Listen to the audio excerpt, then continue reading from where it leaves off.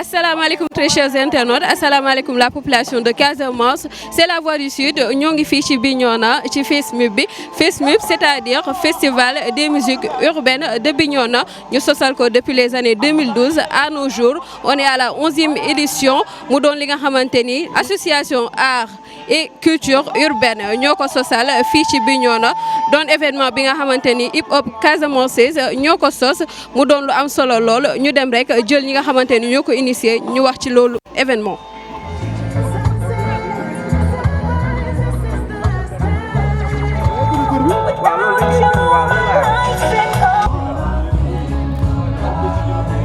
waaw FESMUP depuis 2012 lañ ko initié. bii mooy 11e édition lu tax mu nekk 11e édition parce que Covid jaar na fi Covid 19 ak mu amoon moment boobu noonu moo taxoon eggul fi mu war a egg comme ay 15e édition normalement donc loolu moo tax quoi mais sinon naroon nañ dépasser 12e édition waaw 11e édition. importance am mooy déjà day permettre Bignona nekk benn vitrine des cultures urbaines nit ñi dinañ fi daje. xamante liñ doon gis ci yeneen dëkk yi ñu koy gis fii suñu gox aussi quoi parce que teg plateau bu toll nii plateau bu ngand nii daanaka dañ ko doon seetaan ci ay télé wala ñu déplacé wu dem ci yeneen région pour gis ko mais buñ demee ba département bu mel ni Bignona di teg ngan di plateau ay artistes di fi ñëw donc loolu noonu rek importance la.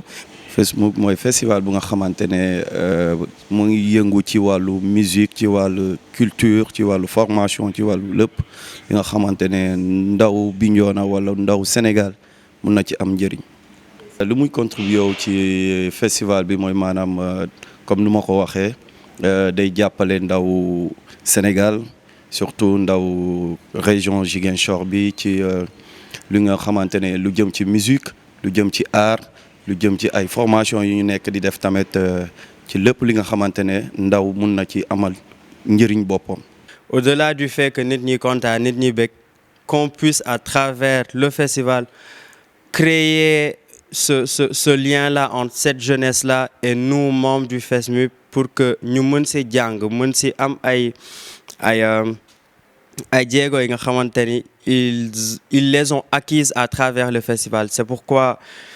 les formations, la formation en prise de parole en public, en développement personnel, technique d'écriture, technique d'écriture en slam, MAO, régie, etc., etc., etc. Parce que ñun ñii di wax ak yéen,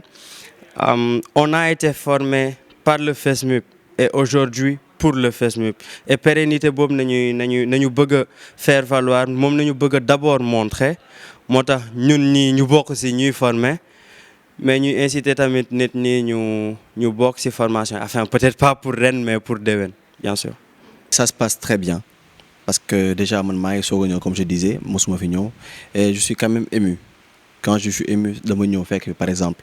ci partie formation slam bi j'ai vu des lycéens yoo xam ni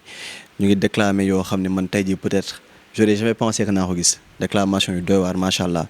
et j'ai hâte même de rentrer sur Dakar ba ne tey gis naa li Bignona et tout ça macha allah sincèrement rien à dire et je vois beaucoup de têtes quand je dis tête mooy ñoo xam ne am nañ xam-xam am nañ philosophie boo xam ne tey jii nii mën na jëmale fu kanam mën na jëmale ci kanam bu baax a baax di Bignona et même les trucs aux alentours. Alors comme je dis aussi xam nga FESMUP mooy loo xam ne man maa ngi koy soog a dégg. Donc bi ma ñëwee tey jii nii parce que je peux dire que je suis venu par le biais de Hervé bi ma ñëwee tey dama gis loo xam ne c'est une jeunesse qui est là une jeunesse engagée quand je dis jeunesse c'est même pas carrément les plus jeunes mais quand même il y a les grands qui ont initié cela engagés aussi depuis 2012 ñu ñëw nekk ci di buux gars yi à ce qu'ils se développent soo xoolee ba ci biir FESMUP mën naa ne pour jàppale ñeneen ñi la pas pour forcément ñi nga xam ne ñoo ko initié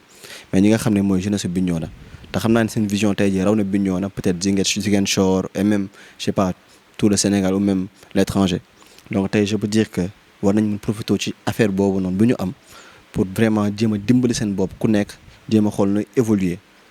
parce que tey comme le disait le président de l'école j'ai pas retenu voilà lycée Ansané aujourd'hui am nañ loo xam ne jeunesse bi war nañ si profiter te loo xam ne soo wutul léegi da nga dem ba ëllëg wuti ji ko et tu vas payer beaucoup d'argent pour le faire aussi voilà.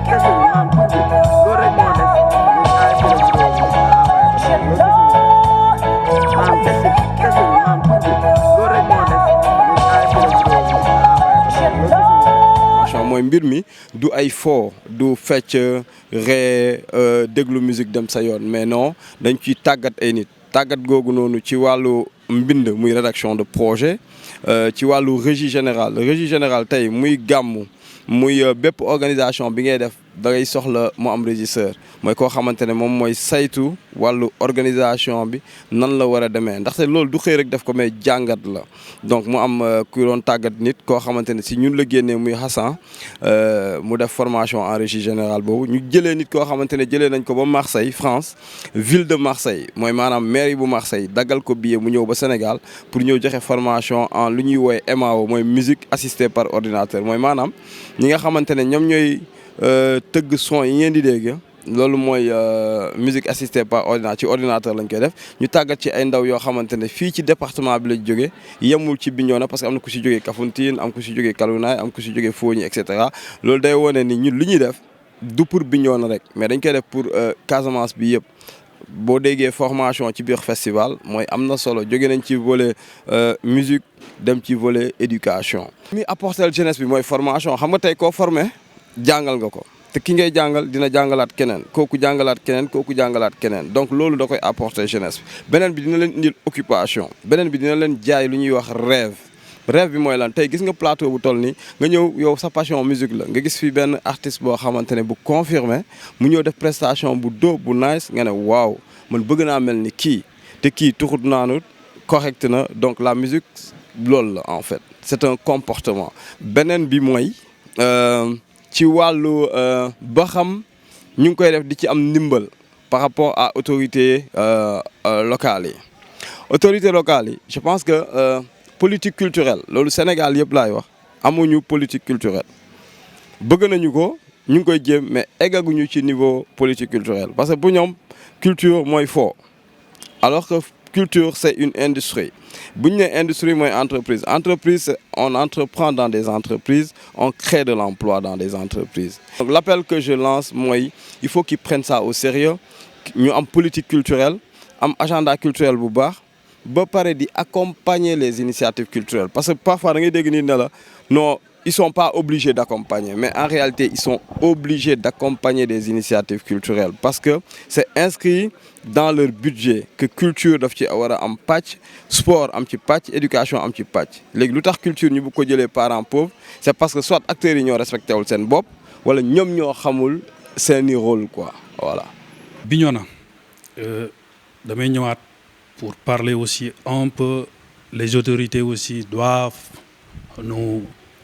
accompagner en tant qu'acteurs culturels parce que lii ça fait partie du développement de notre commune et surtout du département de Bignona donc di leen di waxaat bu baax a baax donc il faut accompagner les acteurs culturels pour que ça passe que ces événements là parce que une 11e édition kon donc du tey yàgg na trop qu'on lutte que surtout pour le développement de Bignona mu gën a avancé waat. Bignona tey war nañ mën a dem ba fu muy toll ñun ñu imposer waa jeunesse bi daal maa ngi leen di ñaan ngeen xam ni carrément ne dellusiwaat suñu xel yi xam ni carrément tout ça lii nii yëpp day jàll jeunesse la rek mais tamit bu nekk foofu noonu focus ci foo bi ba war a yàq suñu jeunesse dëgg la boo ci tolloo foowal defal lépp li la war mais tax xamal ni carrément foo dafa am fu muy toll. genre formation yi bu amee il faut ñu profiter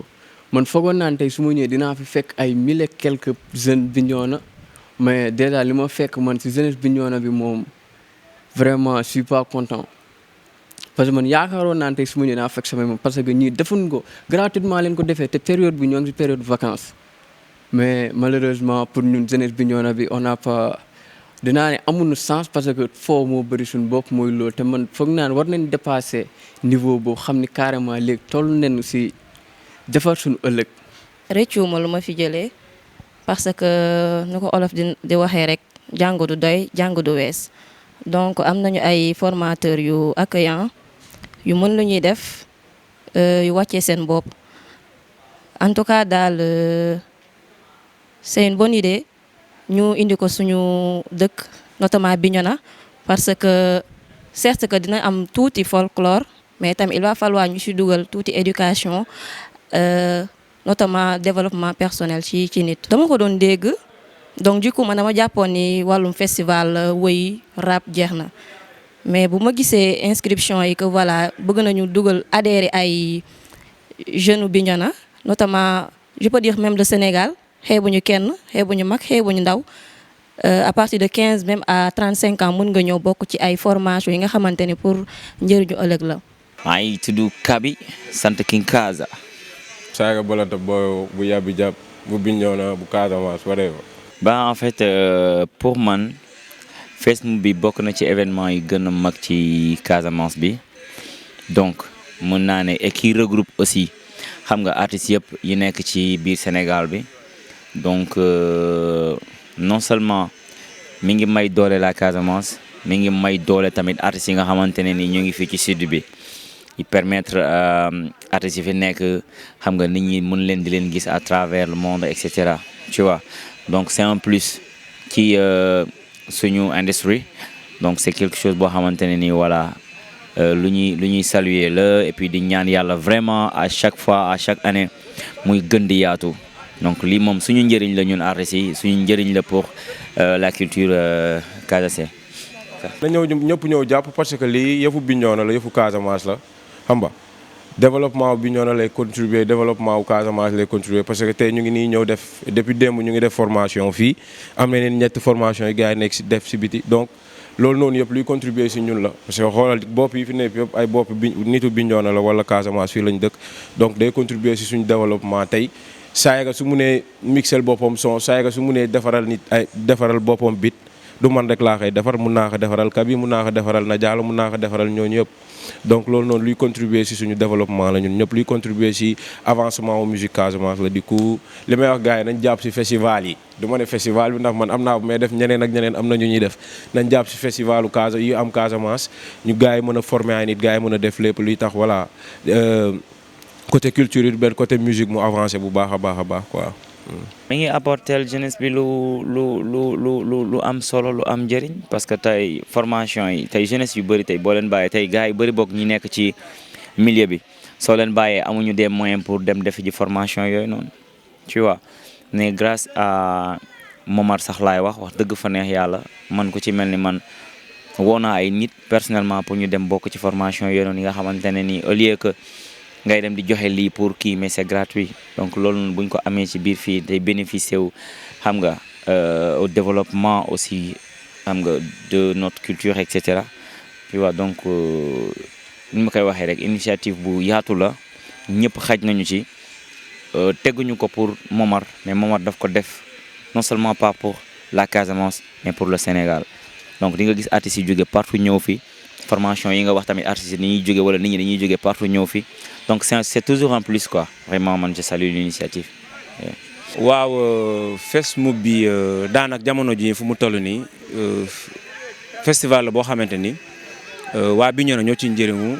te ñun mi nekk tamit ay jeunes Bignona dëkk fii juddoo fi ñun kenn duñu ci jiitu donc moo tax su amee balaa muy tàmbale ñun ñu ngi ci organisation bi di xool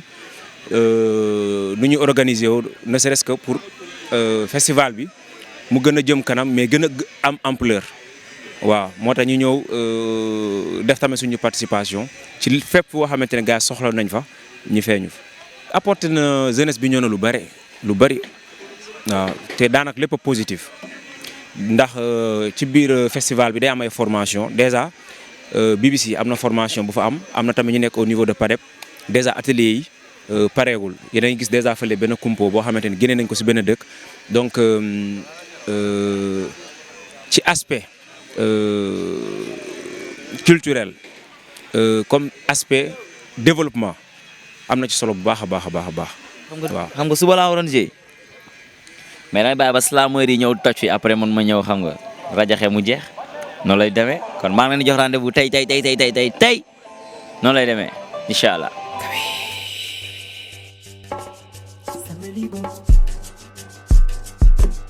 Baliba, oh yeah, Baliba. Manjamila tirindo. Nito bujamura bubenelibo ninkango. Sembelibo. alors ñoo ko déggandoo gis ngeen ko si nekk kàddu bi mu joxee ci FESMUP bi FESMUP di signifier festival des musiques urbaines de Bignona musique daanaka wax nañ ko ci waaye musique rek nekkul si loolu lu ñuy wax festival am na tamit li nga xamante ni mooy formation yi nga xamante ne day jàppale jeunesse Bignona bi nga xamante ni ñoo fi nekk loolu doon loo xamante ni lu am solo la lool ñuy ñaanal ki nga xamante ni mooy initiateur bi muy Momar mu yàgg di ko def fii ci Bignona et pourquoi pas dans d'autres régions, Inch'Allah.